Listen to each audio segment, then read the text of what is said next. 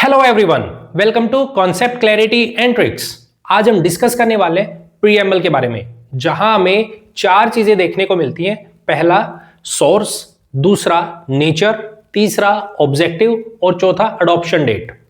एक एक चीज को हम पूरे डिटेल में और ध्यान से समझने की कोशिश करेंगे, क्योंकि इसी के बेसिस पे हमें पूरी पॉलिटी समझनी है और इसको लिंक करना है सभी आर्टिकल्स के साथ में। ठीक है, तो एक एक चीज को हम बिल्कुल बारीकी से और बहुत ध्यान से समझने की और जानने की कोशिश करेंगे। Point clear? तो शुरू करेंगे। यहां पे मैंने प्रीएम्बल मेंशन किया है। एक एक चीज को यहां से शुरू करेंगे, यहां तक खत्म करेंगे। एक एक चीज बिल्कुल बारीकी से समझेंगे, एग्जांपल्स के साथ समझेंगे, लेकिन सिर्फ आपका फोकस इधर होना चाहिए। ठीक है, तो ध्यान से देखना है, ध्यान से समझना है। बहुत इंपॉर्टेंट वीडियो है। चलिए शुरू करते हैं। प्रीएम्बल, देखो यहां से हम पढ़ना शुरू करते हैं और सबसे पहले हमें पढ़ने को मिलता है सोर्स, कि प्रीएम्बल का सोर्स क्या है।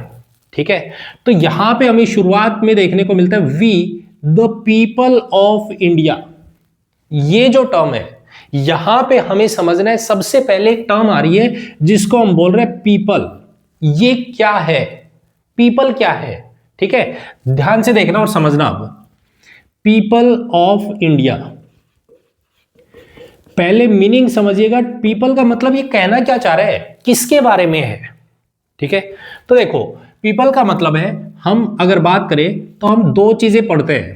पहला एक जिसको हम बोलते हैं सिटीजनशिप, सिटीजनशिप, और दूसरा होता है जिसको हम बोलते हैं फॉरेनर,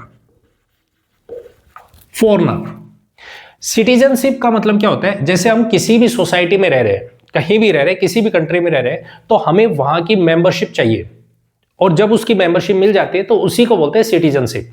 ठीक है, तो वैसे ही सिटीजनशिप का मतलब है ऐसे लोग जो इंडियन हैं, जिनके पास इंडिया की सिटीजनशिप है, इंडिया के लोग हैं। ठीक है, तो उनको बोलते हैं इंडियन। इंडिया की सिटीजनशिप है, वो इंडिया के लोग हैं। ठीक है, दूसरे टर्म है हमारे पास फॉरेनर।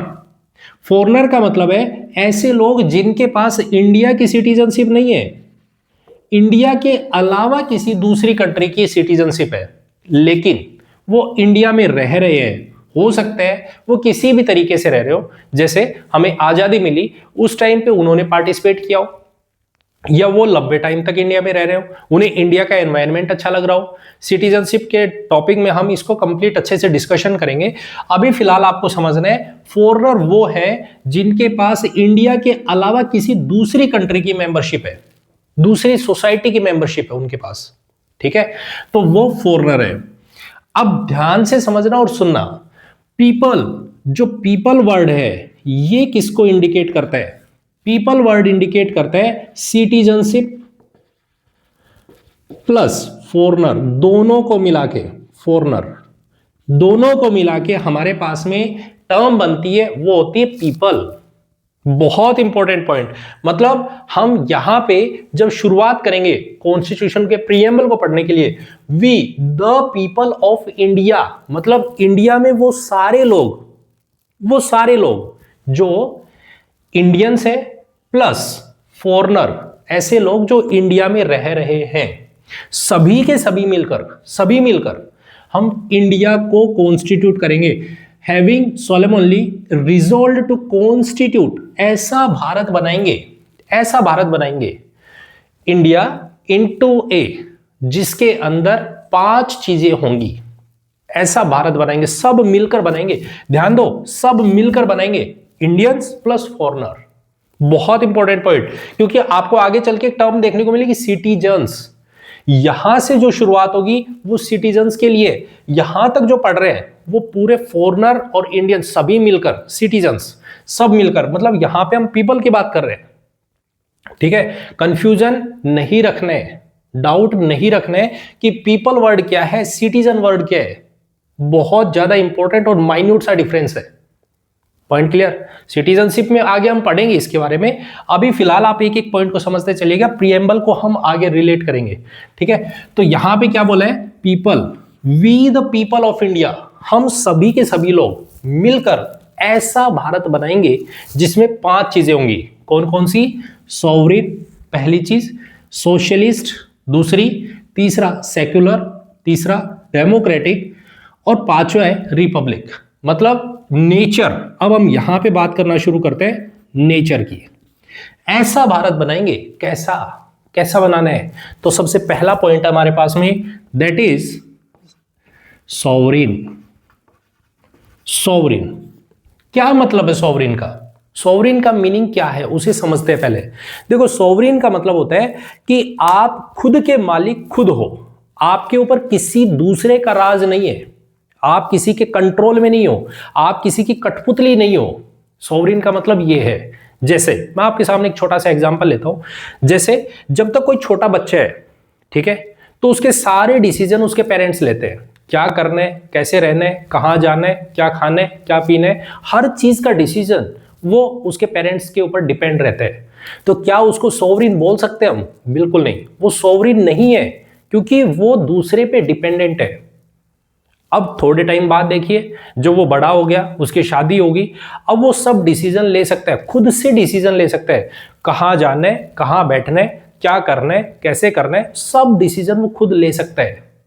ठीक है, तो सॉवरिन मतलब हमारा इंडिया, यहां पे बोला पहला नेचर, पहला नेचर ये कहते हैं कि हमारा जो इंडिया है वो ऐसा होगा।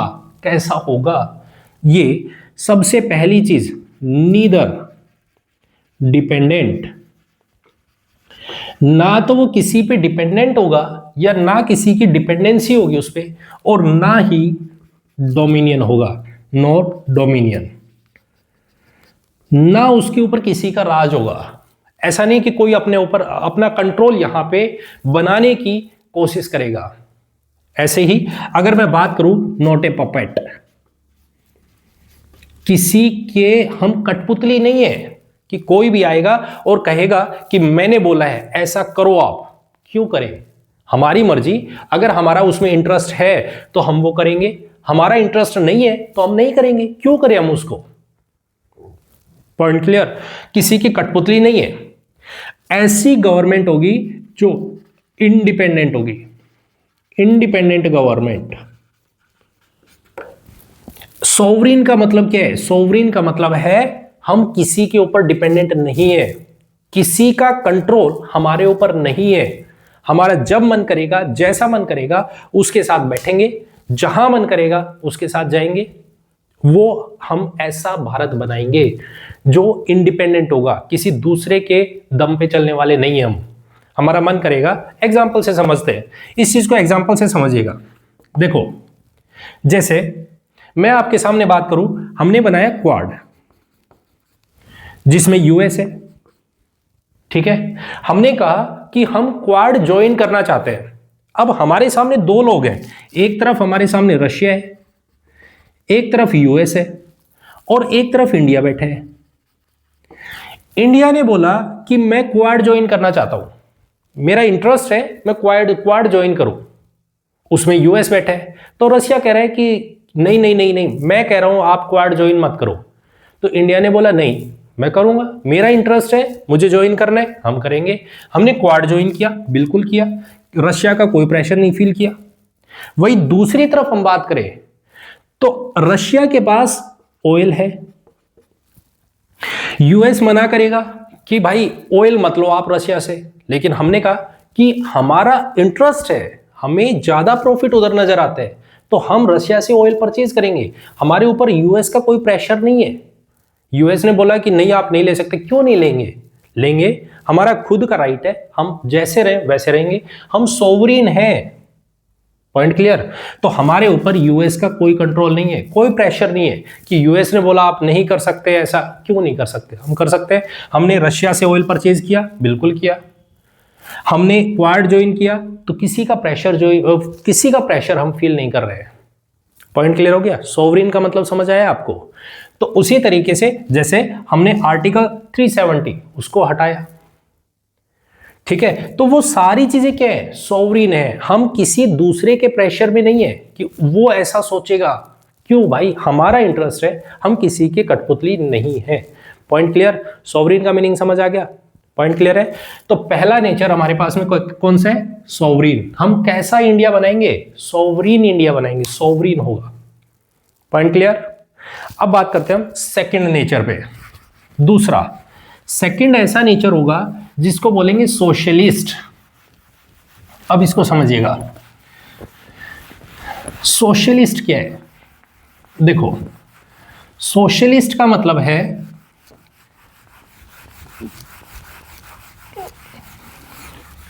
आप लोगों के फेवर की बात करो। सोशलिस्ट, सोशलिस्ट का मतलब है वेलफेयर।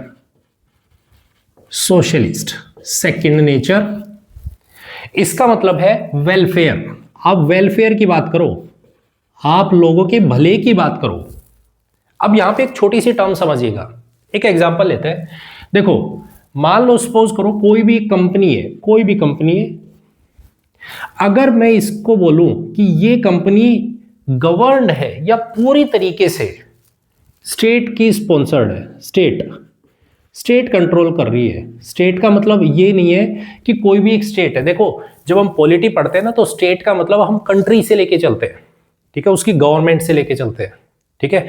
तो यहां पे बोला कि वो कंपनी पूरी तरीके से स्टेट गवर्नड है, ठीक है, मतलब वो गवर्नमेंट की कंपनी है, ठीक है, बहुत अच्छी बात है। दूसरी तरफ हम बात करते हैं प्राइवेट कंपनी है जिसके ऊपर गवर्नमेंट का कंट्रोल नहीं है, ठीक है। अब एक बात को सोचना, गवर्नमेंट क्या सोचेगी या क्या चाहेगी? आप, अगर मैं आपसे बोलूं आप तैयारी कर रहे हो, तो आप किसी गवर्नमेंट जॉब की तैयारी कर रहे हो, क्यों? आप क्यों कर रहे हो गवर्नमेंट जॉब की तैयारी? तो उसके पीछे रीजन क्या है? उसके अंदर आपको बहुत सारी फैसिलिटीज मिलती है, आपको एक फिक्स टाइम में आपको सैलरी मिलेगी, आपको बहुत सारी फैसिलिटीज मिलेंगी, रहने के लिए जगह मिलेगी, सारे अलाउंसेस मिलेंगी, and so on, medical facility and so on, बहुत सारी चीजें मिलती है, ठीक है। उसी तरीके से अगर हम बात करें प्राइवेट की, अगर आप प्राइवेट कंपनी की बात करोगे तो वहां पे क्या होगा? आपको कोई भी बेनिफिट नहीं मिलेगा। एक सैलरी आएगी, वो आएगी महीने बाद में, कुछ लटक के आएगी, फिर थोड़े टाइम बाद में लेट करेंगे, डिले करेंगे, मतलब इस तरीके से आएगी कि आप परेशान हो जाओगे।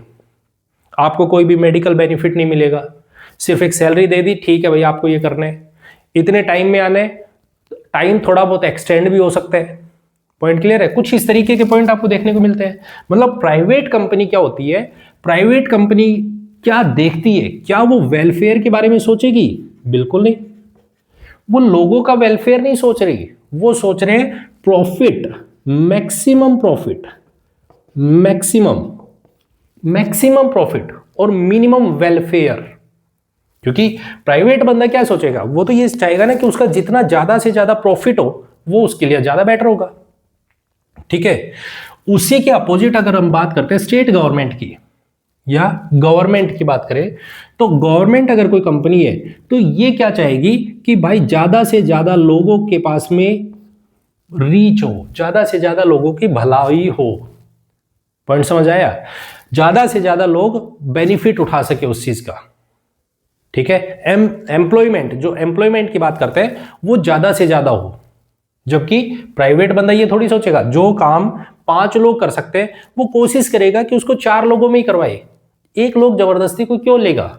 उसकी सैलरी एक्स्ट्रा देनी पड़ेगी। तो प्राइवेट कंपनी क्या सोचेगी? प्राइवेट बंदा ये सोचेगा कि कम, ज्यादा से ज्यादा प्रॉफिट हो, मिनिमम वेलफेयर हो। लेकिन अगर हम बात करें यहां पे, तो मैक्सिमम वेलफेयर की बात होती है। तो यहां पे क्या बोला गया कि सोशलिस्ट, सोशलिस्ट का मतलब है वेलफेयर, हमें वेलफेयर करना है। अब कैसे? इस चीज को थोड़ा सा समझने की कोशिश करते हैं। सोचो जिस टाइम में प्रीएम्बल बना है उस टाइम में क्या सिचुएशन चल रही है। उस टाइम में हमारे पास में यूएसएसआर खड़ा है, जहां पे एक थॉट है जिसको हम बोलते हैं मार्क्सिस्ट। वो क्या कह रहे हैं? वो ये कह रहे हैं कि जैसे मान लो एक एग्जांपल लेते हैं, हमारे पास में 1 करोड़ रुपए, सपोज कर लेते हैं, एक एग्जांपल है, 1 करोड़ रुपए है, ठीक है, और ये किसके पास है? गवर्नमेंट के पास है। अगर यदि हम इसी 1 करोड़ की बात करें और लोग हैं हमारे पास में, मान लेते हैं 1000 लोग हैं, 1000 पीपल, ठीक है। तो गवर्नमेंट क्या चाहेगी कि ये जो 1 करोड़ रुपए हमारे पास है, हम चाहेंगे कि ये लोगों के पास जाए, लोगों का बेनिफिट हो, लोगों का भला हो। ठीक है, तो गवर्नमेंट ये कोशिश करेगी इनको डिस्ट्रीब्यूट कर दे कि भाई मैक्सिमम लोगों के पास इसका बेनिफिट होना चाहिए, मैक्सिमम लोगों के पास में, तो वो डिस्ट्रीब्यूशन करेंगे। मतलब गवर्नमेंट क्या चाहेगी, भलाई हो। यूएसएसआर में क्या चल रहा है, यूएसएसआर में उस टाइम पर ये चल रहा है कि मैक्सिमम या सब कुछ गवर्नमेंट ओन्ड है, गवर्नमेंट सारी की सारी चीजें, चाहे हम एग्रीकल्चर से लेके बात करें, चाहे हम कंपनी से लेके बात करें, सब कुछ गवर्नमेंट के हाथ में, कंप्लीट कंप्लीट। ठीक है, कोई भी चीज प्राइवेट नहीं है, ना वहां पे एग्रीकल्चर में प्राइवेट है बंदा कोई, वो सब के सब गवर्नमेंट ओन्ड है। इसका मतलब गवर्नमेंट क्या कर रही है, सबको हायर कर रही है, गवर्नमेंट उनको पैसे दे रही है, सबको सैलरी मिल रही है, तो सब अपना अपना काम कर रहे हैं। तो अब हमारे सामने भी कुछ ऐसा ही क्वेश्चन आया, क्या कि जैसा यूएसएसआर में है सब कुछ गवर्नमेंट के हाथ में है, तो हमें भी 100% गवर्नमेंटाइजेशन कर देना चाहिए, हर चीज को हमें गवर्नमेंट के हाथ में दे देना चाहिए। तो क्या ऐसा पॉसिबल है? तो यहां पे बोला गया नहीं, हम हमारा खुद का सोशलिज्म बनाएंगे, हम हमारा खुद का एक ब्रांड होगा सोशलिस्ट। हम ऐसा सोशलिस्ट जो ब्रांड है वो बनाएंगे जिसमें लोगों की भलाई भी होगी, लेकिन वो मार्क्सिस्ट प्रिंसिपल पे नहीं, वो गांधीयन प्रिंसिपल पे डिपेंडेंट होगा। अब कहोगे ये गांधीयन प्रिंसिपल क्या है? अब इस बात को समझते हैं। देखो, गांधीयन प्रिंसिपल ये है कि भाई मान लो, सपोज करो, मैं एक एग्जांपल लेता हूं कि जैसे मान लेते हैं अंबानी जी हैं, इनके पास 1 लाख करोड़ रुपए है। ठीक है, इनके पास कितने रुपए? 1 लाख करोड़। मान लेते वहीं पे मैं हूं और मेरे पास है 1000 रुपए। ठीक है, अब मैं खड़ा होकर वेट कर रहा हूं कि काश मेरे पास कोई पैसे दे दे। अंबानी जी के पास में इतने पैसे बहुत सारे हैं, अगर यदि गवर्नमेंट चाहे तो इससे पैसा लेके और मुझे दे सकती है, लेकिन ध्यान से सुनना, गांधीयन प्रिंसिपल क्या कहता है? गांधीयन प्रिंसिपल ये कहता है कि इससे पैसे लेके हम इनको नहीं दे सकते, बिल्कुल नहीं देंगे, लेकिन ध्यान से सुनना, लेकिन क्या इंपॉर्टेंट होगा, हम दोनों बंदों को अपॉर्चुनिटी सेम देंगे। दोनों के पास अपॉर्चुनिटी है। अंबानी जी ने अपनी मर्जी से पैसे नहीं छापे हैं, उनके पास अपॉर्चुनिटी थी, उसको फायदा लिया है, उसको देखा है कि मैं क्या कर सकता हूं, तब कमाए हैं। वैसा ही हम आपको भी अपॉर्चुनिटी दे रहे हैं कि आप भी काम कीजिए, आपको सब बेनिफिट मिलेंगे, सब ऑप्शंस मिलेंगे, आप जो चाहो वो करिए, आपका थॉट है, जो भी मन करे आप करिए, लेकिन ऐसे डिस्ट्रीब्यूशन नहीं कर सकते हम कि इनके पैसे उठा के आपको दे दे। पॉइंट क्लियर है? तो यहां पे क्या बात बोली गई कि गांधीयन प्रिंसिपल ये है कि पैसे का डिस्ट्रीब्यूशन नहीं होगा, लेकिन अपॉर्चुनिटी जो होगी वो सबको बराबर मिलेगी, जो चाहे जैसा चाहे कर सकता है, सबको छूट है, लेकिन डिस्ट्रीब्यूशन होगा वो इस तरीके से नहीं होगा कि किसी से छीन के और हम इनको पकड़ा दें। पॉइंट क्लियर है? तो हमारा जो सोशलिज्म का जो पॉइंट है, अगर हम बात करें सोशलिस्ट फैक्टर की, तो वो सोशलिस्ट फैक्टर ऐसा होगा जो ब्लेंड है, मिक्स है, जिसमें गवर्नमेंट भी आएगी और प्राइवेट ओन्ड भी होगा, दोनों चीजें होंगी। गवर्नमेंट क्या करेगी, अब समझिएगा, अब ध्यान से सुनना और समझना। इंडिया में क्या बोला गया कि हमारा जो सोशलिज्म है वो कैसा होगा, वो इस तरीके का होगा जिसमें सबसे पहली चीज हम ये ध्यान रखेंगे कि इनकम डिस्ट्रीब्यूशन अच्छे से हो। जो इनकम डिस्ट्रीब्यूशन होगा वो अच्छे से होगा, सबको मिलेगी, ठीक है, लेकिन कंसंट्रेशन ऑफ वेल्थ होगी वो ना होने पाए। हम ये पूरी कोशिश करेंगे कि किसी एक बंदे के पास में सारी की सारी कंसंट्रेशन जो वेल्थ है वो ना चली जाए, इसका हम ध्यान रखेंगे। जैसे जैसे इस चीज को समझिएगा, क्या कहना चाह रहा है इस चीज से। जैसे मान लेते हैं 1,00,000 करोड़, हमने ये बोला कि अंबानी जी के पास में 1,00,000 करोड़ रुपए है, हमने ये बोला कि हमारे पास में 1,000 रुपए है, ठीक है। अब गवर्नमेंट क्या करती है, इनकम पे टैक्स लगाती है, इनकम टैक्स लेती है। अब ऐसा नहीं है कि ये जो 1,000 रुपए है इस पे भी उतना ही टैक्स लगेगा जितना इनके ऊपर लग रहा है, इनसे टैक्स लेगी गवर्नमेंट, टैक्स की फॉर्म में पैसा लेगी। कि भाई ऐसा नहीं है कि कल को आपके पास इतनी अमाउंट हो जाए कि आप सब कुछ चेंज कर सकते हो, आपकी कंसंट्रेशन का जो वेल्थ है उसका कुछ पार्ट हम टैक्स की फॉर्म में ले लेंगे। अब फिर इस बंदे में बात आई, फिर अंबानी जी ये बोलेंगे कि भाई मेरे साथ तो इनजस्टिस हुआ है कि आपने इनसे क्यों नहीं लिए। तो भाई यहां पे क्या बात आ रही है, इक्वेलिटी, अपॉर्चुनिटी इनके पास भी है लेकिन ये उसको यूज नहीं कर पा रहे। आगे चल के देखेंगे हम, जब हम फंडामेंटल राइट्स देखेंगे तो उसमें और अच्छे से समझेंगे कि इनके पास उतना सोर्स नहीं है तो इनसे टैक्स नहीं लिया जाएगा ताकि कंसंट्रेशन ऑफ वेल्थ है उससे बचा जा सके। पॉइंट समझ आ रहा है, इन पे टैक्स लगाया जाएगा और टैक्स के फॉर्म में पैसे लिए जाएंगे।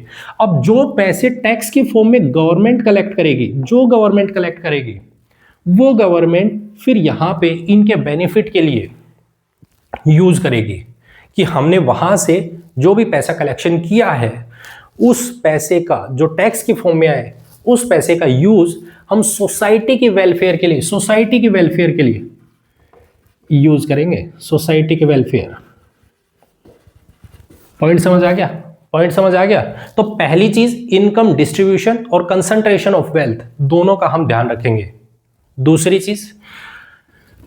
चीज होगी हम अपॉर्चुनिटी देंगे सबको, इक्वल अपॉर्चुनिटी टू ऑल। ऐसा नहीं है कि हम किसी को अपॉर्चुनिटी नहीं देंगे, नहीं भाई नहीं, ये हमारा खास है तो इसके लिए अपॉर्चुनिटी ज्यादा है, ये हमारा खास नहीं है, नहीं नहीं इसको अपॉर्चुनिटी रहने दो यार, नहीं ऐसा नहीं है। ये हम देखते हैं एमएसएमईज, छोटे छोटे बिजनेस, छोटे छोटे जो बिजनेसमैन है वो निकल के आ रहे हैं, उनको सपोर्ट कर रही है गवर्नमेंट, उठा रही है कि आप कीजिए। बड़े हैं वो तो चल ही रहे हैं क्योंकि हमें कंपनी जो गवर्नमेंट है या हम एक तरीके से ये कह सकते हैं हमारी जो कंट्री की जो ग्रोथ है वो ऐसा नहीं है कि कुछ लोग ही मिलके चला रहे हैं, गवर्नमेंट सपोर्ट कर रही है। छोटे बिजनेसेस ओपन कीजिए, छोटे कारखाने खोलिए, एमएसएमईज। जब हम इकोनॉमी में पढ़ेंगे तो इनके बारे में अच्छे से डिटेल में डिस्कशन करेंगे। पॉइंट समझ आ गया। तो हमारे पास क्या देखने को मिलता है, अपॉर्चुनिटी सबको बराबर है। तीसरा पॉइंट, गवर्नमेंट क्या कह रही है कि जो प्राइवेट बंदे हैं, भाई हमने तो देखा कि गवर्नमेंट के हाथ में वो तो ठीक है, हम 100% गवर्नमेंट का कंट्रोल नहीं कर सकते, स्टेट ओन नहीं कर सकते हर चीज को। हम क्या करेंगे, प्राइवेट बंदों को बुलाएंगे कि आप आइए हमारे यहां आओ, यहां पे काम करो, कोई दिक्कत नहीं है, आप बिजनेस करना चाहते हो करिए, लेकिन ध्यान से सुनना, ऐसा नहीं है कि आप मन मर्जी का काम करोगे, आपके ऊपर जो कंट्रोल होगा वो कंट्रोल गवर्नमेंट का होगा। प्राइवेट बंदा है करे लेकिन उसके ऊपर कंट्रोल गवर्नमेंट का होगा। 3 पॉइंट बहुत इंपॉर्टेंट, पहला income distribution and concentration of wealth ध्यान रखेंगे, दूसरा इक्वल अपॉर्चुनिटीज फॉर ऑल, तीसरा प्राइवेट जो कंपनीज होंगी या जो भी पार्ट होगा उसके ऊपर गवर्नमेंट का कंट्रोल होगा। पॉइंट क्लियर है। ये सारी चीजें हमें आर्टिकल 39, 39B और 39C में पढ़ने को मिलेंगी, देखने को मिलेंगी। वहां हम और अच्छे से डिस्कशन करेंगे कि क्या है जब हम डीपीएसपी का पार्ट पढ़ेंगे वहां पे, ठीक है। पॉइंट क्लियर है। तो सोशलिज्म, ये जो सोशलिस्ट फैक्टर है, ये जो नेचर है, ये हमने एक्चुअल में 42nd अमेंडमेंट एक्ट 1990 ये हमने 1976 सॉरी इसमें हमने ऐड किया, ठीक है। ये हमारे ओरिजिनल कॉन्स्टिट्यूशन का पार्ट नहीं है। पॉइंट क्लियर है, पॉइंट क्लियर, इस बात को आपको ध्यान रखना है, ठीक है। चलिए अब बात करते हैं हमारे पास में कि अब एक पॉइंट आता है कि क्या जो हमारे पास में एलपीजी है, हमने बोला कि हमारी जो इकोनॉमी है वो मिक्स्ड इकोनॉमी है। मिक्स्ड इकोनॉमी का मतलब ये नहीं है कि कंपनी का इंटरेस्ट उसमें ज्यादा होगा, नहीं, वेलफेयर देखा जाएगा, ठीक है, जो हमारे पास में एलपीजी का पॉइंट है, लिबरलाइजेशन,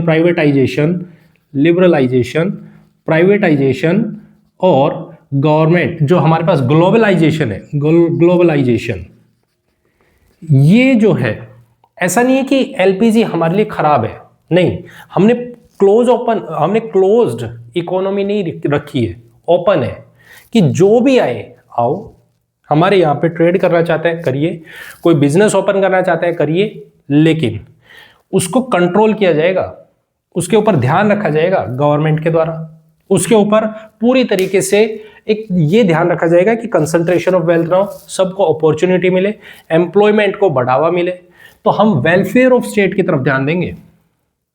पॉइंट क्लियर है? Point clear? तो ये हमारे पास सोशलिस्ट, सेकंड नेचर जो हमारा है वो है socialist. Point clear? Point clear है? आई होप आपको पूरी तरीके से सोशलिस्ट का पॉइंट समझ आया कि सेकंड नेचर जो होगा हमारे कॉन्स्टिट्यूशन का वो कैसा होगा। क्लियर? अब थर्ड पॉइंट है जिसको हम बोलते हैं सेक्युलर। इसको समझिएगा। सेक्युलर का मतलब क्या होता है? ये रिलीजन से रिलेटेड है। देखो, secular, third nature that is secular. समझो, इस चीज को समझिएगा। यहां पे क्या बात हो रही है, हम यहां पे दो चीजों के कंपैरिजन करेंगे, एक वेस्टर्न थॉट को देखेंगे और दूसरा हम इंडियन थॉट देखेंगे। यहां पे क्या बोला, वेस्टर्न थॉट क्या है? वेस्टर्न थॉट ये कहता है कि भाई स्टेट और रिलीजन, ये जो दो पॉइंट्स हैं, दोनों के दोनों बिल्कुल अलग है। स्टेट और रिलीजन दोनों अलग होने चाहिए, बिल्कुल अलग। ऐसा नहीं है कि स्टेट कोई भी ऐसा काम करे जहां पर रिलीजन आ जाए। ये वेस्टर्न थॉट है। क्यों? देखो, इस बात को समझिएगा, क्योंकि जब हम बात करते हैं इनकी, तो एक बंदा हुआ निकोलस, ठीक है, इटली में। उन्होंने क्या देखा? उन्होंने देखा कि हमारे पास में दो चीजें हैं। एक, जहां पे हम बात करते हैं किंग की, रूलर की, ठीक है, और दूसरी तरफ हम बात करते हैं तो चर्च की। ये गवर्न कर रहे हैं, ये रूल करने लग रहे हैं, इधर चर्च बैठा हुआ है। अब शुरुआत में क्या होता है कि यहां पे चर्च, जब भी रूलर कोई भी या किंग है, कोई भी किसी भी तरीके का डिसीजन लेता है तो चर्च आ जाता है बीच में उठ के।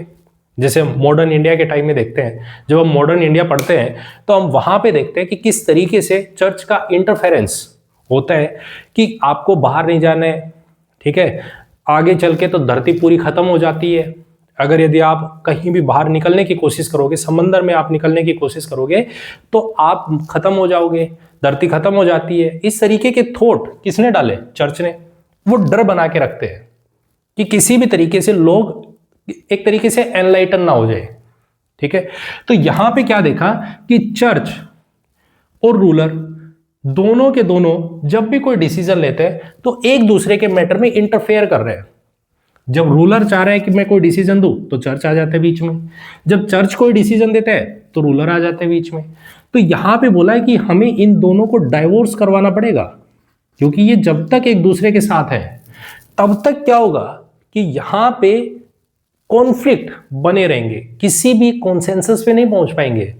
हमें डिसीजन अगर कोई भी लेना है, किसी भी बात को रखना है, तो उसके लिए स्टेट और रिलीजन दोनों अलग होने चाहिए। अगर ये साथ रहेंगे तो कभी भी कोई भी बात नहीं बनेगी, ठीक है। तो इसी के बात को ध्यान में रखते हुए यहां पर बोला गया कि वेस्टर्न जो हमें देखने को मिलता है, थॉट देखने को मिलती है, फिलॉसफी देखने को मिलती है, वहां पे हम क्या देखते हैं? स्टेट बिल्कुल बिल्कुल रिलीजन से अलग है। मतलब हम ये कह सकते हैं म्यूचुअली एक्सक्लूजन हमें देखने को मिलता है। कहां पे? वेस्टर्न पार्ट में। स्टेट और रिलीजन साथ नहीं चल सकते। स्टेट अपना रोल प्ले करेगा, रिलीजन अपना रोल प्ले करेगा, इससे कोई लेना देना नहीं है, कुछ करो चाहे। Point clear? Point clear? हमें किसी भी तरीके का कहीं भी गवर्नमेंट ऑफिस में या स्टेट ऑफिस में कहीं भी कोई भी रिलीजन सिंबल किसी भी तरीके का देखने को नहीं मिलेगा। कोई भी रिलीजन सिंबल अगर आपने यूज किया तो वो आपके लिए अच्छा नहीं होगा। इस तरीके का पॉइंट हमें देखने को मिलता है कहां पे? वेस्टर्न थॉट्स में। लेकिन जब हम यही पॉइंट बात करते हैं इंडिया के केस में, तो हमें क्या देखने को मिलता है? हमने बोला कि एक्चुअल में जो स्टेट होगा हमारा, जो इंडिया में सेक्युलरिज्म होगा, वो कुछ इस तरीके का होगा जहां पे स्टेट का कोई भी सिंबल रिलीजन से रिलेटेड नहीं होगा, स्टेट का खुद का कोई भी रिलीजन बेस्ड सिंबल नहीं होगा, लेकिन म्यूचुअली एक्सक्लूजन भी नहीं होगा, नहीं होगा। ऐसा नहीं है कि स्टेट अपना काम कर रहा है, रिलीजन अपना काम कर रहा है, नहीं, स्टेट का खुद का कोई रिलीजन नहीं है। स्टेट के लिए सारे के सारे जितने भी रिलीजन है, ऑल रिलीजन, सब उसके लिए बराबर है, सब, वो सबके लिए काम करेंगे, सबका ध्यान रखेंगे। जैसे मान लीजिए सपोज करो, अगर मैं बात करूं आपके सामने, जैसे दिवाली मनानी है, होली मनानी है, तो उसके लिए हिंदुओं के लिए ये त्योहार हिंदुओं के लिए, तो उस टाइम पे वो पूरी अरेंजमेंट करेंगे कि किस तरीके से आप काम कर सकते हो। कहीं पे भी मेला लगा है तो आप उसको कैसे हैंडल करोगे, तो उसके लिए स्टेट रिस्पॉन्सिबल होगा, स्टेट संभालेगा उस चीज को कि ठीक है किसी भी तरीके का कोई भी इंटरफेरेंस इनके रिलीजन में ना हो। उसी तरीके से हम बात करें मुस्लिम्स के, तो अगर उनका कोई भी, जैसे ईद है, वहां पे अगर किसी भी तरीके का फेस्टिवल है, कोई भी सिस्टम है, तो वहां पे उस टाइम पर स्टेट उसको स्पॉन्सर करेगा, स्टेट उसको ध्यान रखेगा कि किसी भी तरीके का डिसबैलेंस या किसी तरीके की कोई भी एक्टिविटी हिंदू ना करे, इंटरफेरेंस ना करे एक दूसरे के रिलीजन को लेके, तो स्टेट काम करता है। ठीक है, म्यूचुअली एक्सक्लूडेड नहीं है कि हटाओ हमें कोई लेना देना नहीं है, नहीं। पॉइंट क्लियर हो गया? तो हमारा इस तरीके का सिस्टम होगा। अब स्टेट क्या कह रहा है? स्टेट कह रहा है, गवर्नमेंट जो कह रही है वो ये कह रही है कि हमारा खुद का तो कोई रिलीजन नहीं है, ठीक है, लेकिन ये जब तक है जब तक आप अपने हिसाब से उस चीज को एक स्मूथली चला रहे हो, जब तक आप एक लॉ में, एक रूल के बेस पे आप इस चीज को ठीक ढंग से कर रहे हो, तब तक हमारी तरफ से कोई प्रॉब्लम नहीं है। जैसे ही आपने रूल तोड़ा तो उसके बाद हमारे हाथ में आ जाएगी सारी चीजें और हम उसको कंट्रोल करेंगे। ये है हमारे पास सेक्युलरिज्म। इस तरीके का हम नेचर रखेंगे। पॉइंट समझ आ गया? तो तीसरा फैक्टर, तीसरा नेचर इंडिया का कैसा होगा?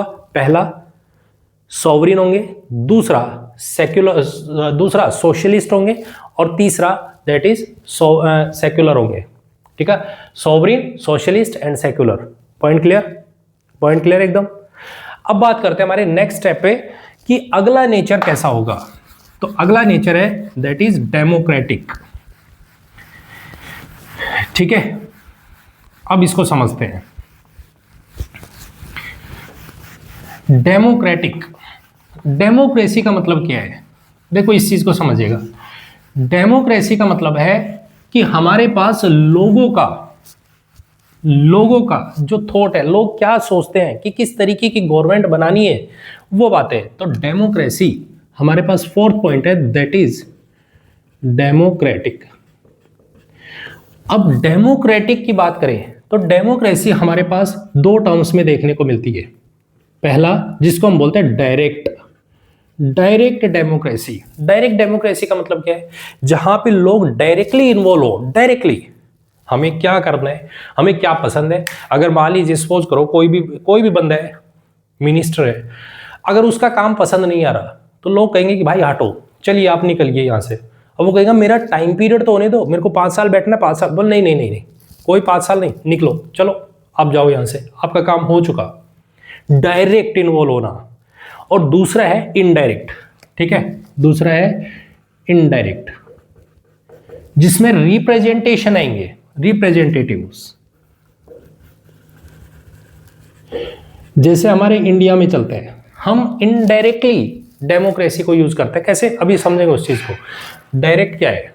इसमें आपको 4 तरीके की टर्म्स देखने को मिलती है। पहली जिसको हम बोलते हैं रेफरेंडम।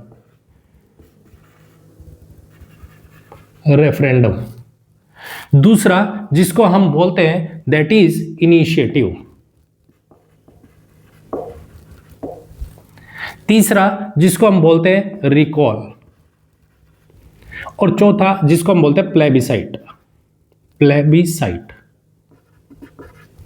ठीक है, 4 टर्म्स है, कौन कौन सी? रेफरेंडम, दूसरा इनिशिएटिव, तीसरा रिकॉल और प्लेबिसाइट। क्या है ये? आप अच्छे से हिस्ट्री में भी पढ़ते हो। जैसे रेफरेंडम, हमने लोगों से पूछा, जैसे मेजरली तो हम अगर जैसे बॉर्डर डिस्प्यूट है तो उसको लेकर डिस्कशन करते हैं कि बताइए, आप बताइए कि क्या चाहते हो, आप इस तरफ रहना चाहते हो, इस तरफ रहना चाहते हो, तो लोगों से डायरेक्टली पूछा जाए, उसको बोलते हैं हमारे पास में रेफरेंडम। दूसरा है हमारे पास में इनिशिएटिव। इनिशिएटिव का मतलब क्या है? लोग खुद आए और बोले कि हम चाहते हैं कि लेजिस्लेचर इस तरीके का एक्ट लेके आए, ये लॉ लेके आए, ये कानून लेके आए, लोग खुद उठ के आए, तो उसको बोलते हैं, उसको क्या कहते हैं? इनिशिएटिव। रिकॉल, रिकॉल का मतलब क्या है? रिकॉल का मतलब है कि जैसे लोग ये बोलना शुरू करें कि जैसे मैंने आपको एक एग्जांपल दिया था ना कि लोगों को पसंद नहीं आ रहा है किसी भी बंदे का काम, मिनिस्टर है उसका काम पसंद नहीं आ रहा है, किसी ऑफिसर का काम पसंद नहीं आ रहा है, तो उन्होंने बोला कि भाई आप उठो, आपके बस का नहीं है, आप चलिए यहां से। वो बोलेगा कि भाई मेरा टर्म तो होने दो पूरा, टर्म बम गया भाड़ में, आपका काम हो चुका, आपने पूरी कोशिश की, लेकिन आपके बस का नहीं है, आप चलिए। तो लोग डिसाइड कर रहे हैं। उसी तरीके से प्लेबिसाइट, कि लोगों से पूछा जाए कि क्या आप ये गवर्नमेंट चाहते हो, तो लोग हाँ बोले तो ठीक है, ना करें तो गवर्नमेंट हटा दो। मतलब लोगों का एक तरीके से डिसीजन लेना। तो ये हमारे पास 4 तरीके की डायरेक्ट डेमोक्रेसी देखने को मिलती है। उसी तरीके से दूसरी टर्म है इनडायरेक्ट। इनडायरेक्ट का मतलब है कि हमने अपने रिप्रेजेंटेटिव, हमारे यहाँ पे इलेक्शंस हुए, इलेक्शन होके हमने रिप्रेजेंटेटिव इलेक्ट किए, जहां पे हमें देखने को मिलता है जैसे एमएलएज, एमपी, एमएलए बन के चले गए स्टेट लेजिस्लेचर में, एमपी चले गए मेंबर ऑफ पार्लियामेंट बन के पार्लियामेंट में, तो वो हमारे रिप्रेजेंटेटिव है, हमने चुना है। लेकिन जो भी लॉ बनाएंगे, जो भी एक्ट आएगा, वो सारे का सारा डिसीजन किसका होगा? हमारे द्वारा चुने हुए लोगों का। ठीक है, तो वो हमारे पास क्या है? Indirect democracy. इसमें हमें 2 तरीके का सिस्टम देखने को मिलता है, एक जिसको हम बोलते हैं पार्लियामेंट्री सिस्टम, पार्लियामेंट्री, और दूसरा कौन सा? Presidential, presidential. ठीक है, पॉइंट क्लियर है? तो ये डेमोक्रेसी के पार्ट है। पार्लियामेंट्री कि जहां पे पार्लियामेंट बनेगी, डिस्कशन होगा, रूल बनेगा। प्रेसिडेंशियल जैसे यूएसए में भी देखते हैं। ठीक है, अब इस बात को समझना, अब यही सेम क्वेश्चन यहां पे पूछा गया एस राधाकृष्णन जी से कि बताइए आप किस तरीके की डेमोक्रेसी आप देखना चाहते हो और कैसी डेमोक्रेसी हमारे देश के लिए अच्छी है। तो उन्होंने बोला कि डेमोक्रेसी एक कैसी? Just like pyramid, just like pyramid, ऐसी होनी चाहिए पिरामिड। और पिरामिड ये कैसी? इसमें हमें देखने को मिलता है इस तरह से। सबसे पहली चीज हमें देखने को मिलती है base, that is social, social democracy. दूसरा जिसको हम बोलते हैं इकोनॉमिक डेमोक्रेसी, इकोनॉमिक, और तीसरा जिसको हम बोलते हैं पॉलिटिकल डेमोक्रेसी। अब बोले इसका मीनिंग समझाइए हमें कि क्या है ये सोशल डेमोक्रेसी, क्या है इकोनॉमिक डेमोक्रेसी और क्या है पॉलिटिकल डेमोक्रेसी। देखो इस बात को समझते हैं। सोशल का मतलब क्या है? जैसे हमने पीछे पढ़ा, सोसाइटी को ध्यान में रखते हुए हमें आगे चलना है। सोशल, सोशल का मतलब क्या है? देखो सोशल डेमोक्रेसी का मतलब है कि हमारे पास ऐसी डेमोक्रेसी होनी चाहिए, इस तरीके का सिस्टम होना चाहिए जहां पर जितने भी ग्रुप्स हैं, जितने भी, सभी का इंक्लूजन होना चाहिए। पूरी सोसाइटी का, complete society, groups of all society, सभी का ग्रुप का इन्वॉल्वमेंट होना चाहिए, इंक्लूजन होना चाहिए। अगर यदि मान लो सपोज करो हमारे पास में, हम कहीं भी, जैसे हम बात करते हैं सस्टेनेबल डेवलपमेंट की, सस्टेनेबल डेवलपमेंट ये कब होगा? जब हमारे पास सभी लोग मिलकर काम करेंगे।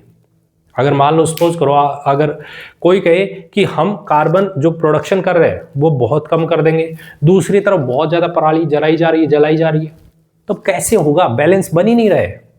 ठीक है, एक तरफ हम कार्बन डाइऑक्साइड का एमिशन रोक रहे हैं, दूसरी तरफ हम कार्बन डाइऑक्साइड इतना जलाने लग रहे हैं, इतना निकाल रहे हैं, तो हम बैलेंस तो बनाएंगे ना। उसके लिए क्या करना पड़ेगा, हमें सबको मिलके डिसीजन लेना होगा, हमें सबको मिलके चलना होगा। अब जैसे इसी चीज को हम यहां पे समझते हैं, हम चाहते हैं सस्टेनेबल डेवलपमेंट हो, हमारी सोसाइटी इंक्लूड हो, ठीक है। अब मान लो हमने कहा, मान लेते हैं एक छोटा सा एक एग्जांपल लेते हैं, ये हमारे पास में एक सोसाइटी है, यहां पे अलग अलग ग्रुप्स है, 1 2 3 4, ठीक है। हमने डेवलपमेंट की बात की, हमने यहां पे काम करवा दिया, हमने यहां पे भी काम करवा दिया, हमने यहां पे भी काम करवा दिया, ये छोड़ दिया, हमने इस ग्रुप पे ध्यान नहीं दिया। ग्रुप नंबर जो 4 है, जो ये पार्ट है, हमने इस पे फोकस नहीं किया, हमने कहा इसको छोड़ोगे या क्या करना, छोड़ दो इसको। अब एक बात सोचिए, जब ये सारे ग्रुप्स अपने अंदर डेवलपमेंट देखेंगे, तो ये बंदा भी खड़े होकर यहां से देख रहे हैं, ये ग्रुप वाले भी तो यहां से देख रहे हैं कि यार उन्होंने ऐसा क्या किया था कि उनके अंदर डेवलपमेंट हो गया और हम ऐसे कैसे बैठे रहे। तो ऐसे केस में क्या होगा, ये जो है, ये जो फोर्थ ग्रुप है, ये अलाइनेटेड फील करेंगे, ये अपने आप को अकेला फील करेंगे कि भाई हमारे साथ में गलत हुआ है, हमारी सोसाइटी के साथ एक तरीके से इनजस्टिस हुआ है, अन्याय हुआ हमारे साथ। तो इस केस में क्या होगा, ये लोग अगेंस्ट खड़े हो जाएंगे, सोसाइटी का डेवलपमेंट नहीं, ऐसे केस में रिवोल्ट होंगे, ऐसे केस में रिवोल्ट होंगे, वॉयलेंस होगी। क्यों होगी, उसके पीछे रीजन क्या है, इंक्लूजन। आपने इनको इंक्लूड क्यों नहीं किया, आप इनको भी देखो। इसीलिए सभी के सभी पूरे ग्रुप्स को, सभी को ध्यान रखते हुए हमें काम करना है, चाहे उसमें कोई बड़ा आदमी हो, बूढ़े हो, चाहे उसमें फीमेल ग्रुप हो, चाहे उसमें हमारे पास में चाइल्ड हो, बच्चों को लेके हो, चाहे हम ट्रांसजेंडर की बात करें, सबको ध्यान रखना पड़ेगा। इसीलिए आपने सुना है लड़कियों को बचाने के लिए, लड़कियों के लिए कि आगे चल के शादी हो उसकी, तो उस टाइम में पेरेंट्स के पास में पैसे की कमी ना हो, सुकन्या समृद्धि योजना गवर्नमेंट ने चलाई, बेटी बचाओ बेटी पढ़ाओ वो चलाया। वहां पे अगर हम बात करते हैं फीमेल्स की, तो इनके लिए हम देखते हैं कि मैटरनिटी रिलीफ दी जाती है, 6 महीने के मैटरनिटी दी जाती है, मैटरनिटी लीव पे जाइए, आपको सैलरी हम देंगे, सैलरी भी आएगी 6 महीने की और आपको छुट्टी भी मिलेगी। उसी तरीके से हम बात करते हैं छोटे बच्चों के लिए, इनकी एजुकेशन के लिए गवर्नमेंट फोकस करती है। वहां पे हम देखते हैं कि महिलाओं के डेवलपमेंट के लिए गवर्नमेंट क्या करती है, सिलाई मशीन देती है कि आप अपना खुद का काम करिए, किसी के ऊपर डिपेंडेंट मत रहिए, ठीक है। IITs IIM गवर्नमेंट ओपन करके देती है ताकि बच्चे पढ़ें। SC ST OBC SC ST OBC जिनके साथ में एक तरीके से रिजर्वेशन की बात करते हैं हम, ठीक है, जिनके साथ में डिप्रेशन हुआ किसी टाइम में, डेप्रिवेशन पूरी तरीके से इनको दबा के रखा, तो अब इनको बराबर लाना है, इक्वालिटी चाहिए, तो उसके लिए गवर्नमेंट क्या कर रही है, सपोर्ट कर रही है रिजर्वेशन देके। उसी तरीके से हम बात करते हैं बुढ़ापा में, बुढ़ापा पेंशन देती है गवर्नमेंट कि आप ये लीजिए बुढ़ापा पेंशन, ताकि आपको अगर कोई सपोर्ट नहीं है तो इतनी सी अमाउंट में आप अपना गुजारा कर सकते हैं। पॉइंट क्लियर है, क्यों कर रही है ये सब गवर्नमेंट, क्योंकि सोशल डेमोक्रेसी, सोसाइटी को बढ़ाना है, सोसाइटी को बचाना है, इंक्लूड करना है, सभी को इंक्लूड करना है। पॉइंट क्लियर हो गया, पॉइंट क्लियर हो गया। तो ये है सोशल डेमोक्रेसी। उसी तरीके से हम बात करते हैं इकोनॉमिक डेमोक्रेसी की। तो इकोनॉमिक डेमोक्रेसी क्या है, आपको इक्वल पे, जैसे मान लीजिए सपोज करो यहां पे हम क्या बात करते हैं कि भाई कई बार ये ऐसा देखा होगा कि लोग डिस्क्रिमिनेशन करते हैं मेल फीमेल के बेस पे कि देखो मैं तो आदमी हूं और मेरे को इतनी तनख्वाह मिलनी चाहिए, मेरी सैलरी इतनी होनी चाहिए, वो तो लेडी है उसका क्या है, वो तो थोड़े टाइम आएगी फिर छुट्टी कर जाएगी, इस तरीके उसको कल को ये प्रॉब्लम होगी। नहीं, अगर मान लीजिए आपकी पोस्ट सेम है, एक ए है दूसरा बी है, ये फीमेल है ये मेल है, दोनों के दोनों सेम पोस्ट पे हैं, दोनों के दोनों सेम, अगर मैं बात करूं सेम टाइम के लिए जॉब करते हैं, सेम जॉब है, तो इनके लिए जो सैलरी होगी वो सेम होगी, मतलब equal pay for equal work. अगर आप सेम काम कर रहे हो तो आपको सेम पे मिलेगा। क्यों? उसके पीछे रीजन क्या है? इकोनॉमिक डेवलपमेंट, इकोनॉमिक डेमोक्रेसी होगी तब जाके हमारे पास में एक तरीके से सोसाइटी में जो इंक्लूजन आएगा वो आएगा। पॉइंट क्लियर है? Point clear? तो यहां से हमें देखने को मिलता है जब भी आप कहीं भी कोई भी फॉर्म भरते हैं तो उसमें देखोगे आपके पास में मेंशन करवाया जाता है आप मैरिड हो, अनमैरिड हो। आपको पूछा जाता है कि आपके पास में आपका जेंडर क्या है, आपकी कास्ट क्या है, एंड सो ऑन। बहुत सारी चीजें उसमें फिल की जाती है। क्यों? वो सारे के सारा इकोनॉमिक सोशल डेवलपमेंट उसके लिए ही होते हैं। पॉइंट क्लियर है? उसी तरीके से हम बात करते हैं पॉलिटिकल। अब यहां से जब हमने डॉक्टर एस राधाकृष्णन जी से जब पूछा गया कि बताइए किस तरीके की डेमोक्रेसी आप चाहते हैं, तो उन्होंने क्या बोला? उन्होंने बोला कि जब तक सोशल और इकोनॉमिक डेवलपमेंट की बात करते हैं हम, इस डेमोक्रेसी के साथ में अगर इनके बीच में भी ये नहीं हो रहा है, अगर सोशल और इकोनॉमिक डेमोक्रेसी नहीं है, तो आप पॉलिटिकल डेमोक्रेसी की एस्टेब्लिशमेंट के बारे में नहीं सोच सकते। बिना सोशल और इकोनॉमिक डेमोक्रेसी के पॉलिटिकल डेमोक्रेसी एस्टेब्लिश नहीं कर सकते। मतलब ये सारे के सारे तभी होंगे जब सोशल होगा तो इकोनॉमिक आएगी, इकोनॉमी आएगी तो पॉलिटिकल डेमोक्रेसी अपने आप एस्टेब्लिश हो जाएगी, जिसके बेसिस पे जो ग्रोथ है हमारी कंट्री की वो ऑटोमेटिक बनेगी। Point clear? पॉइंट क्लियर है? तो ये हमारे पास में डेमोक्रेटिक ऐसा देश बनाएंगे हम जिसके अंदर डेमोक्रेसी होगी, लेकिन वो डेमोक्रेसी कैसी होगी?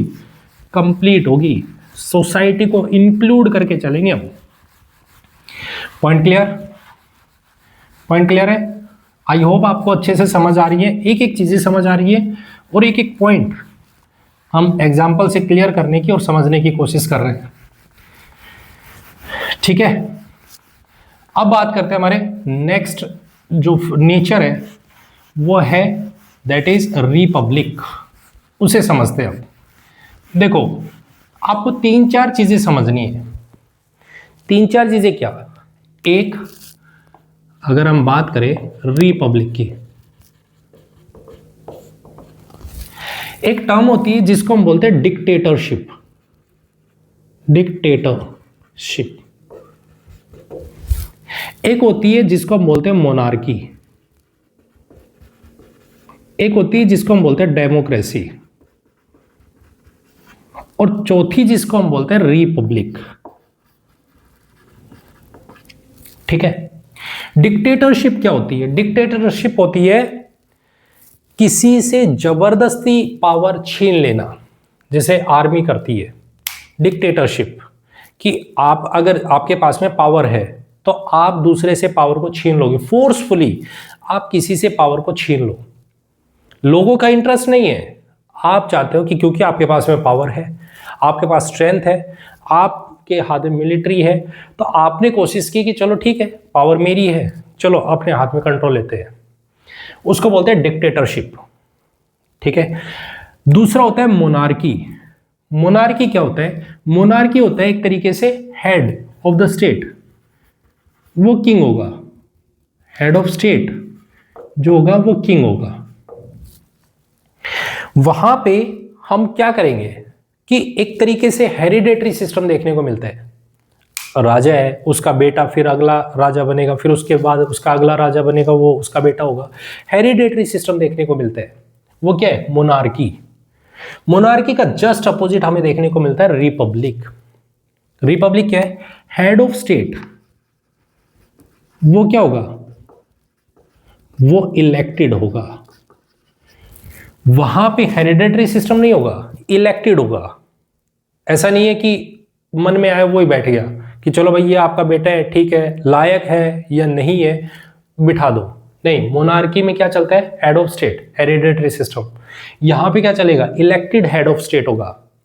डेमोक्रेसी के बारे में तो हम बात कर चुके हैं। तो इसी तरीके से हम बात करें तो रिपब्लिक की, तो रिपब्लिक एक तरीके से वो टर्म है जहां पे डेमोक्रेसी अनलिमिटेड हो जाए, वहां आता है रिपब्लिक स्टार्ट होता है। ठीक है, जैसे अगर हम बात करते हैं कॉन्स्टिट्यूशनल डेमोक्रेसी की, कॉन्स्टिट्यूशनल, ठीक है, तो ये लिमिटेड होती है। कॉन्स्टिट्यूशन ने लिमिट लगा रखी है कि भाई आप इतने ही, आपका दायरा इतना है, बस आप इतना ही काम कर सकते हो, इसके आगे नहीं जा सकते, आपके पास अनलिमिटेड पावर नहीं है, ठीक है, लिमिटेड। कॉन्स्टिट्यूशनल जो डेमोक्रेसी होती है वहां पे क्या है, लिमिट होती है। उसी तरीके से रिपब्लिक, हेड ऑफ स्टेट क्या होगा, इलेक्टेड होगा। Point clear? तो इसको बोलते हैं रिपब्लिक। Point clear?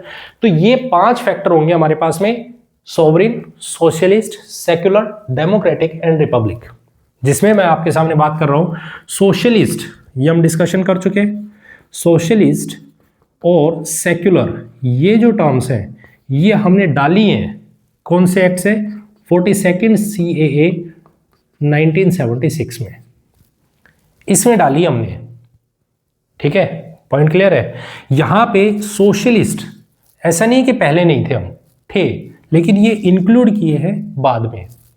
उसी तरीके से सोशलिस्ट ये वर्ड आता है DPSPs में, हमें बहुत सारा पढ़ने को मिलता है।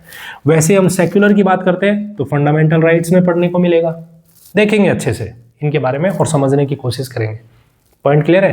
तो ये आपको पॉइंट्स पता होने चाहिए। ये है nature of the constitution preamble, ठीक है। पॉइंट क्लियर है?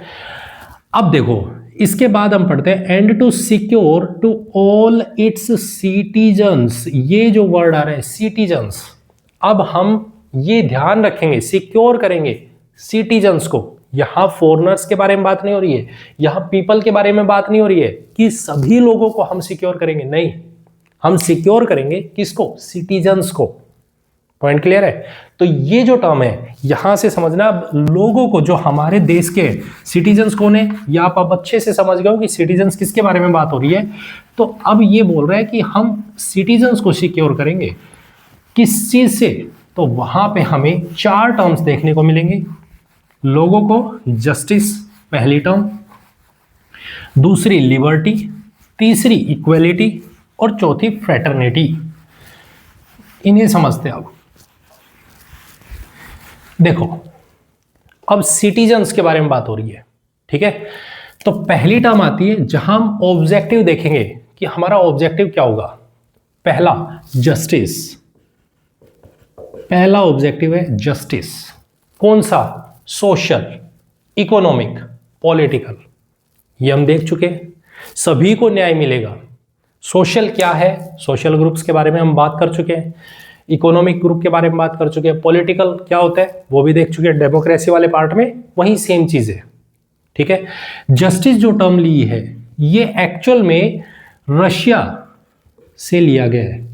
क्यों? क्योंकि जब रशियन रिवॉल्यूशन हुआ तो उसकी टैगलाइन थी justice, social, economic and political, हमें न्याय चाहिए, न्याय। तो वहां से हमने ये टर्म ली है जस्टिस। पॉइंट क्लियर है? हमारे कॉन्स्टिट्यूशन में जो जस्टिस टर्म है कहां से लिए, प्रीएम्बल के टर्म में। प्रीएम्बल में जो जस्टिस टर्म है ये रशिया से लिए, USSR से। Point clear? Point clear? उसी तरीके से हम बात करते हैं अब नेक्स्ट टर्म पे, दैट इज लिबर्टी। लिबर्टी, अब इसको ध्यान से समझिएगा। लिबर्टी क्या है?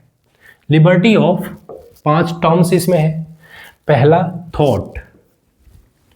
थॉट, मैं चाहता हूं कि मैं कोई भी ऐसा बिजनेस करूं, मेरे दिमाग में चल रहा है कि मैं कोई ऐसा बिजनेस करूं जिससे मेरा बहुत ज़्यादा बेनिफिट हो जाए। जैसे एक छोटा सा एग्जांपल लेते हैं, मान लीजिए मैं चाहता हूं कि मैं कट्टे का कारखाना खोलना चाहता हूं, ठीक है, एग्जाम्पल है, उसके बेस पे समझते हैं।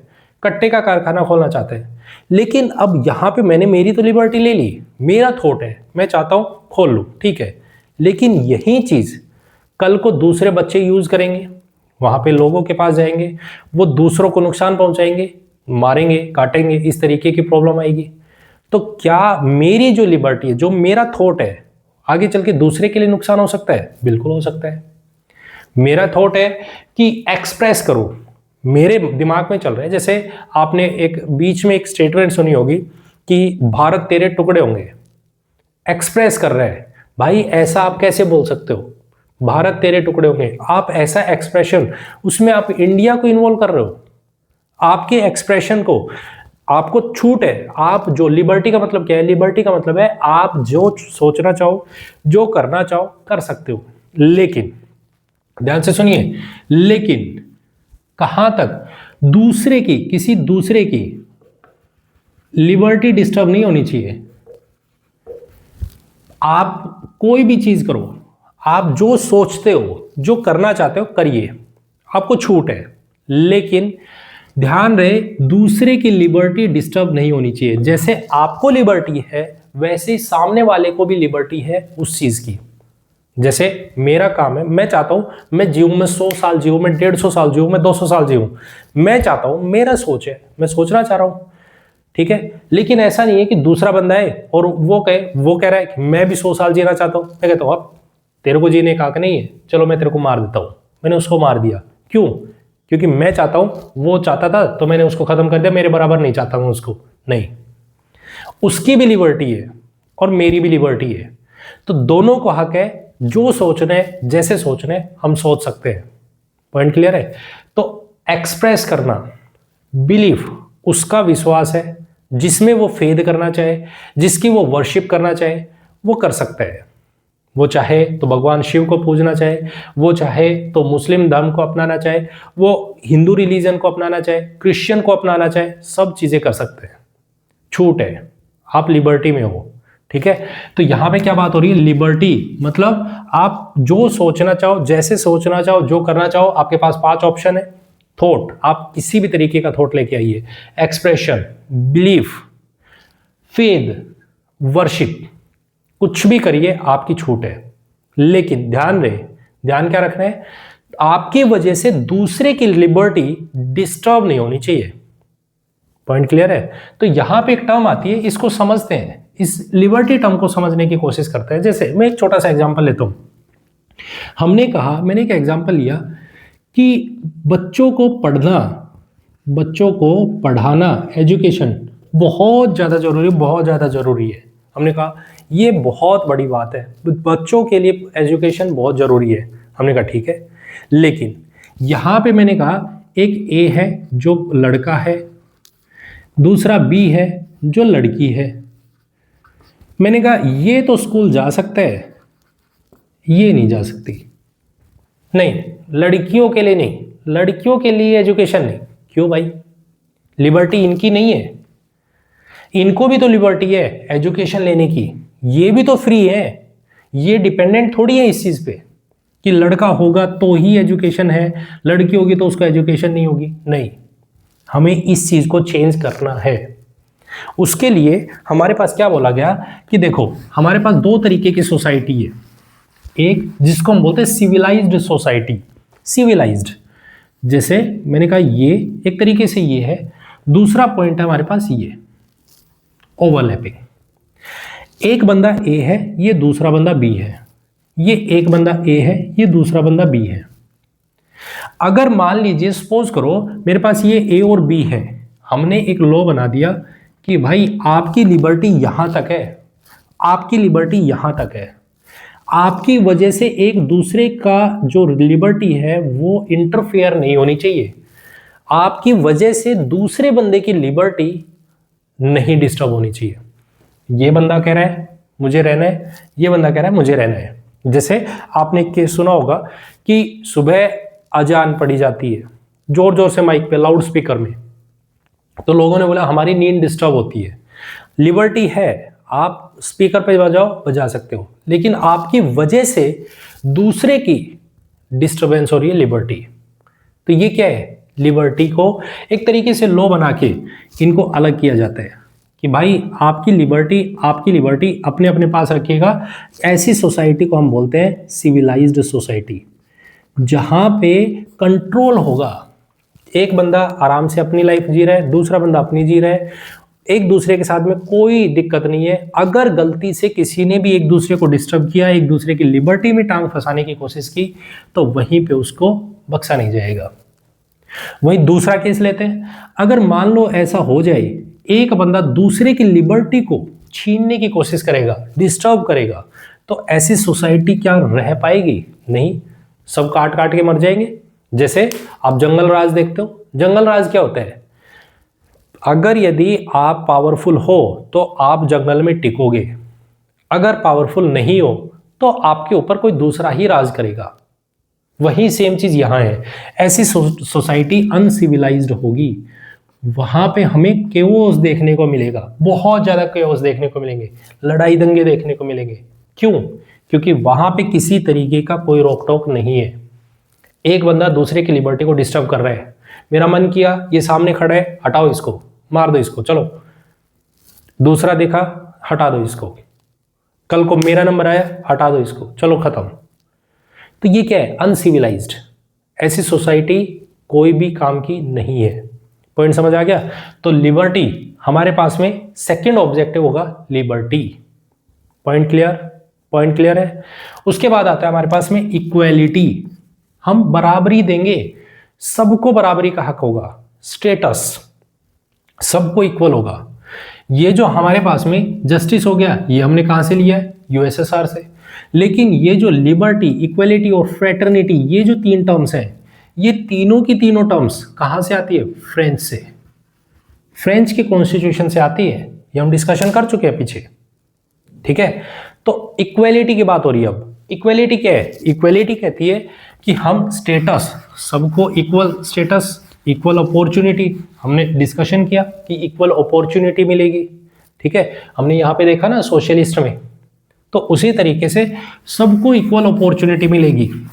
ऐसा नहीं है कि एक ग्रुप को हमने कह दिया कि भाई तुम तो हमारे खास हो, तो चलो आपके लिए ये दे देते हैं, इनको हटा दो। नहीं, इक्वल अपॉर्चुनिटी मतलब अगर मान लीजिए सपोज करो कोई भी एक फॉर्म निकला है, कोई भी फॉर्म है, कोई भी फॉर्म है, जैसे हमारे पास में यूपीएससी का फॉर्म निकला। अगर यदि आप मान लेते हैं यहां पे कट ऑफ लगी 50 नंबर, ठीक है, तो जिसके भी 50 नंबर से ऊपर है, 50 या 50 से ऊपर है, वो सब के सब सेलेक्ट होंगे, सबका सिलेक्शन होगा। ऐसा नहीं है कि ये नाम मेरे को पसंद नहीं आ रहा, चलो इसको हटाओ, उसके 60 नंबर थे और मैंने कहा नहीं नहीं हटाओ इसको, नहीं हम इसको नहीं देंगे, इसको हटाइए। दूसरा है चलो इसको ले लेते हैं, नहीं भाई नहीं, सबको इक्वल राइट है, सबको अपॉर्चुनिटी बराबर मिलेगी, स्टेटस बराबर मिलेगा। पॉइंट क्लियर है। And to promote among them all, हम सब में प्रोमोट करेंगे क्या क्या? फ्रेटर्निटी।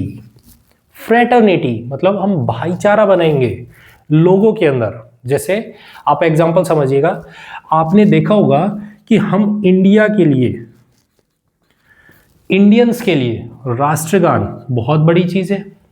राष्ट्रगान जब आप मूवी देखने जाते हो थिएटर में, तो आपने देखा होगा जैसे ही नेशनल एंथम शुरू होता है तो सभी के सभी खड़े हो जाते हैं। भाईचारा कैसे? यूनिटी, एक तरीके से हम हमारे देश को क्या कर रहे हैं? यूनिटी दे रहे हैं, फ्रेटर्निटी आएगी। पॉइंट क्लियर है। सब एक तरीके से हम क्या होते हैं? मिल के चलेंगे। Point clear. तो fraternity, promote among them all, सभी के अंदर हम कोशिश करेंगे कि सब एक दूसरे के साथ मिलजुल के रहे, एक दूसरे के साथ में बैठे, एक दूसरे के साथ में बातें करें। Point clear. Assuring the dignity, अब ध्यान दो, डिग्निटी, डिग्निटी का मतलब क्या है? एक दूसरे का सम्मान करेंगे, एक दूसरे की मान मर्यादा, प्रतिष्ठा बनाने की कोशिश करेंगे। डिग्निफाइड लाइफ हम देने की कोशिश करेंगे। डिग्निफाइड लाइफ, सबको हक है कि मेरी लाइफ हो वो बहुत सुंदर हो, मैं शान और शौकत से जी के जाऊं। हम डिग्निफाइड लाइफ प्रोवाइड करने की कोशिश करेंगे। ऐसा नहीं है कि मैं किसी को बार बार परेशान करूं, डिस्टर्ब करूं। ये कहाँ, ये जब हम आगे चल के जब हम फंडामेंटल राइट्स पढ़ेंगे तो वहां पे और अच्छे से टर्म्स आएंगी, तो वहां पे और डिटेल में देखेंगे। ठीक है, अभी फिलहाल आपको सिर्फ इतना समझना है कि आप किसी को भी आपकी वजह से दूसरा बंदा परेशान नहीं होना चाहिए। डिग्निफाइड लाइफ मिलनी चाहिए। और डिग्निटी कब आएगी? डिग्निटी आएगी तभी आप क्या करोगे? फ्रेटर्निटी भी आएगी। भाई आप अगर दूसरे बंदे को परेशान नहीं कर रहे हो, आप उसके साथ मिल के काम कर रहे हो, आप उसके साथ बैठे हो, आप उसके साथ बातें कर रहे हो, आप उसके दुख सुख में बैठे हो, तो क्या होगा? वो बंदा आपके साथ में उतना ही भाईचारा निभाएगा जैसा आपने उसके साथ किया है। कब आएगा वो? जब आप दूसरे की रिस्पेक्ट करोगे। पॉइंट क्लियर है? तो हम इस तरीके का ऑब्जेक्टिव रखेंगे, fraternity, assuring the dignity of individual, हर एक की, ठीक है, and unity and integrity of the nation. अब यहां से एक टर्म आती है जिसको हम बोलते हैं यूनिटी एंड इंटीग्रिटी। इसका मतलब क्या है? यूनिटी का मतलब हम पढ़ेंगे जब पहला आर्टिकल डिस्कशन करेंगे, फर्स्ट आर्टिकल, वो ही हमारे पास बोलता है union of the states. Union of the states इसका मतलब क्या है? मतलब सारे के सारे स्टेट्स मिल के रहेंगे, एक ग्रुप बना के रहेंगे, यूनियन, यूनिटी होगी, यूनिटी, ठीक है। अब दूसरी टर्म है इंटीग्रिटी। इंटीग्रिटी का मतलब आप कोई भी स्टेट या कोई भी टेरिटरी, इंडिया की कोई भी टेरिटरी, उसके पास में ये नहीं है कि वो सिसीड कर जाए, अलग होने का राइट नहीं है, अलग नहीं होगा, इंटीग्रिटी होगी, मिलके रहेंगे और ये नेशन ऐसे ही रहेगा, ठीक है। Unity and integrity of the nation. Point clear? Point clear एकदम? तो यहां तक आपको क्लियर हो गया। अब last term, in our constituent assembly, constituent assembly, this 26, ये जो 26 नवंबर 1949 की जो डेट है, हम इसको अडॉप्ट करते हैं। इसको हम, ये जो कॉन्स्टिट्यूशन हमारा, इस डेट को 26 नवंबर 1949 को हम अडॉप्ट करते हैं, इनेक्ट करते हैं और आत्मसार करते हैं अपने अंदर इस कॉन्स्टिट्यूशन को। हम सब लोग मिलकर इसे फॉलो करेंगे, हम सब लोग मिलकर इसे चलाएंगे। पॉइंट क्लियर है? और हम एक ऐसा देश बनाएंगे जो कि हमारे सामने होगा, जिनके ऑब्जेक्टिव्स, जिनके नेचर हम फॉलो करते हुए चलेंगे। Point clear? पॉइंट क्लियर है? तो ये है हमारा कंप्लीट प्रीएम्बल। क्या है एक एक टर्म मैंने पूरे अच्छे से और डिटेल में डिस्कशन किया। आई होप आपको वीडियो अच्छी लगी तो इसे लाइक, कमेंट एंड शेयर जरूर करें। चैनल को सब्सक्राइब नहीं किया है तो प्लीज चैनल को सब्सक्राइब जरूर करें। मिलते हैं नेक्स्ट वीडियो में। Thank you very much and have a nice day. Bye bye, take care.